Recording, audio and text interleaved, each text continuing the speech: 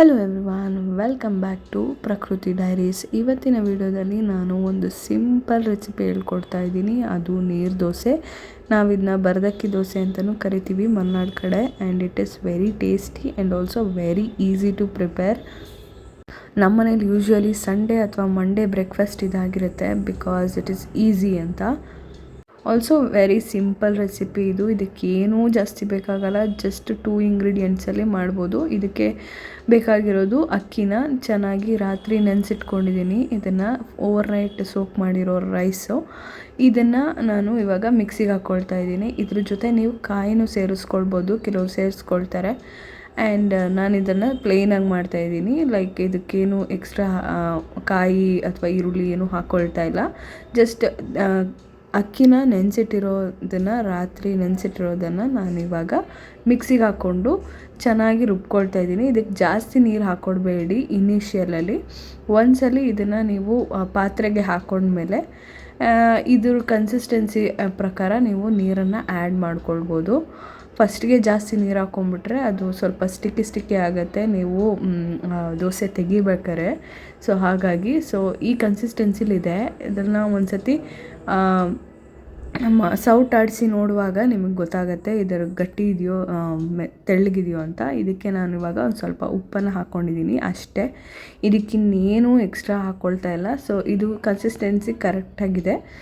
And ಈ ಕನ್ಸಿಸ್ಟೆನ್ಸಿಲಿ ಇರಬೇಕು. Actually ಇದು ದಪ್ಪ ಇದ್ದರೆ ಚೆನ್ನಾಗಿ ಬರಲ್ಲ. ನೀರು ದೋಸೆ ಕನ್ಸಿಸ್ಟೆನ್ಸಿ, ಬ್ಯಾಟ್ರ್ ಕನ್ಸಿಸ್ಟೆನ್ಸಿ ಈ ಲೆವೆಲ್ಗೆ ಇರಬೇಕು. ಈಗ ಒಂದು ತವ ಇಟ್ಕೊಂಡಿದ್ದೀನಿ. ಆ್ಯಂಡ್ ಇದು ಬಿಸಿ ಆದಮೇಲೆ ಹಿಟ್ಟನ್ನು ಹಾಕ್ಕೊಳ್ಬೇಕು. ಅದಕ್ಕೆ ಮುಂಚೆ ನಾವು ಎಣ್ಣೆನ ಚೆನ್ನಾಗಿ ಸವರ್ಕೋಬೇಕು. ಅಂದರೆ ದಪ್ಪಕ್ಕೆ ಸವರ್ಕೊಳ್ಬಾರ್ದು ಎಣ್ಣೆ, ಸ್ವಲ್ಪ ತೆಳ್ಳಗೆ. ಈ ಕಾಯಿ ಗುಂಜಲ್ಲಿ ಮಾಡಿಕೊಂಡ್ರೆ ತುಂಬ ಒಳ್ಳೆಯದು. ಯಾಕಂದರೆ ಇದು ಯೂಶ್ವಲಿ ನೀವು ಐರನ್ ತವ ಬಳಸ್ತಾ ಇದ್ದರೆ ಕಾಯಿ ಜುಟ್ಟು ತುಂಬ ಚೆನ್ನಾಗಿ ನಿಮ್ಮ ದೋಸೆನ ಎದ್ದಳಾಗಿ ಮಾಡುತ್ತೆ. ಆ್ಯಂಡ್ ಆಲ್ಸೋ ಇದು ಅಲ್ಲೇ ಕಟ್ ಆಗುತ್ತಲ್ಲ ದೋಸೆ, ಅದು ಆಗಲ್ಲ. ಸೊ ತೆಳ್ಳಗೆ ನೀವು ಎಣ್ಣೆನ ಸವರ್ಕೊಳ್ಬೇಕು. ಅದು ಕಾಯಿ ಜುಂಗಿರುತ್ತಲ್ಲ ಅದರಲ್ಲಿ ಮಾಡಿಕೊಂಡ್ರೆ ಬೆಟರು. ನಾನಿವಾಗ ತವ ಬಿಸಿಯಾಗಿದೆ, ಅದಕ್ಕೆ ಹಿಟ್ಟನ್ನು ಹಾಕ್ಕೊಳ್ತಾ ಇದ್ದೀನಿ. ಈ ಥರ ಹಾಕ್ಕೊಳ್ಬೇಕು. ಇದನ್ನು ನೀವು ನಾರ್ಮಲ್ ಉದ್ದಿನ ದೋಸೆ ಹಾಕ್ಕೊಳ್ಳೋ ರೀತಿಯಲ್ಲಿ ಹಾಕ್ಕೊಳ್ಬಾರ್ದು. ಆ್ಯಂಡ್ ಇದಕ್ಕೆ ಶೇಪ್ ಇರೋದಿಲ್ಲ, ನೀವು ಸೈಡಲ್ಲಿ ಬಿಟ್ಬಿಟ್ಟು ಹಾಕ್ಕೊಳ್ಬೇಕು. ಯಾಕಂದರೆ ನಿಮಗೆ ಆಮೇಲೆ ದೋಸೆ ತೆಗಿಯೋಕ್ಕೆ ಈಸಿ ಆಗಬೇಕು. ಸೊ ಹಾಗಾಗಿ ಇದಕ್ಕೆ ಯೂಶ್ವಲಿ ಮುಚ್ಚಿಡಬೇಕು. ಆ್ಯಂಡ್ ಇದನ್ನು ರೊಟೇಟ್ ಮಾಡಿ ನೀವು ಆ ದೋಸೆನ ತಿರುಗಿಸ್ಬಿಟ್ಟು ಮತ್ತೆ ಡಬಲ್ ಟೈಮ್ ಬಿಸಿ ಮಾಡೋ ಅಗತ್ಯ ಇಲ್ಲ ಇದಕ್ಕೆ. ಇದನ್ನು ನೀವು ತೆಳ್ಳಗೆ ಹಾಕ್ಕೊಳ್ಳೋದ್ರಿಂದ ಹಿಟ್ಟು ಕೂಡ ನೀರಾಗಿರೋದ್ರಿಂದ ನಿಮಗೆ ಒಂದು ಸೈಡ್ ಬೇಯಿಸಿದ್ರೆ ಸಾಕಾಗುತ್ತೆ. ಆ್ಯಂಡ್ ಇನ್ನೊಂದು ಸೈಡು ನೀವು ಮುಚ್ಚಿಡ್ತಿರಲ್ಲ ಆ ಹಬೆಗೆ ಬೆಂದ್ಕೊಂಡ್ಬಿಡುತ್ತೆ. ಸೊ ಈ ಥರ ಆದಾಗ ಇದನ್ನು ಜಸ್ಟ್ ಮಡಚಿಬಿಟ್ಟು ಇಲ್ಲಿ ಸರ್ವ್ ಮಾಡಿದ್ರೆ ಡೈರೆಕ್ಟಾಗಿ ಸರ್ವ್ ಮಾಡಿಬಿಡ್ಬೋದು.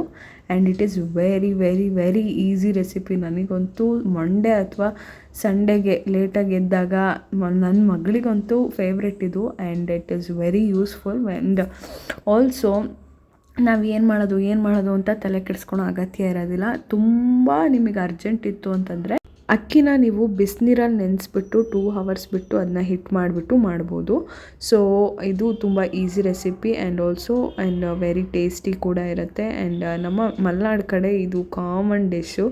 ಇದು ಇಲ್ಲಾಂದರೆ ಕಡುಬು ಎರಡೂ ಮಾಡ್ತಾನೇ ಇರ್ತಾರೆ. ಸೊ ಕಡುಬು ರೆಸಿಪಿನೂ ಕೂಡ ನಿಮಗೆ ಕ್ಯಾಪ್ಷನಲ್ಲಿ ಆ್ಯಂಡ್ ಡಿಸ್ಕ್ರಿಪ್ಷನಲ್ಲಿ ಹಾಕಿದ್ದೀನಿ, ಅದನ್ನು ಕೂಡ ಟ್ರೈ ಮಾಡಿ ಹೇಗೆ ಬಂತು ಅಂತ ಕಮೆಂಟಲ್ಲಿ ತಿಳಿಸಿ. ಆ್ಯಂಡ್ ನಿಮಗೆ ಯಾವುದಾದ್ರೂ ಟಾಪಿಕ್ ಬಗ್ಗೆ ನಾನು ಮಾತಾಡಬೇಕು ಅಂತ ಅನ್ಸಿದ್ರೆ, ನನ್ನ ಪ್ರೆಗ್ನೆನ್ಸಿ ಜರ್ನಿ ಆಗಿರ್ಬೋದು ಅಥವಾ ಬ್ರೆಸ್ಟ್ ಫೀಡಿಂಗ್ ಜರ್ನಿ ಆಗಿರ್ಬೋದು, ಇದು ಯಾವುದಾದ್ರೂ ಟಾಪಿಕ್ ನಿಮಗೇನಾದ್ರು ಡೌಟ್ ಇತ್ತು ಅಂತಂದರೆ ಪ್ಲೀಸ್ ಕಮೆಂಟ್ ಮಾಡಿ, so that I can respond to your comments. And thank you so much for watching. Bye.